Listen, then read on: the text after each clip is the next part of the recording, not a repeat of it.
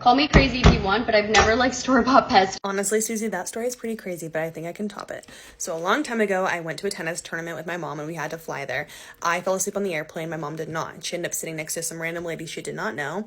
They ended up talking. They were vibing, whatever. This lady decided to tell my mom her most personal story about her daughter.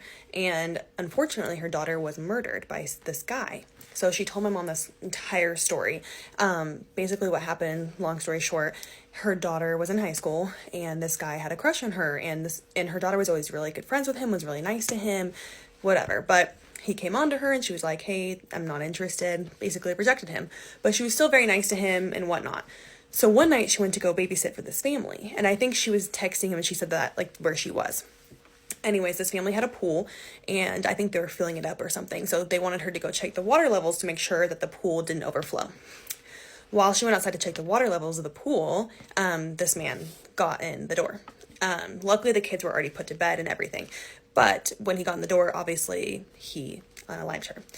So after that, he had blood everywhere.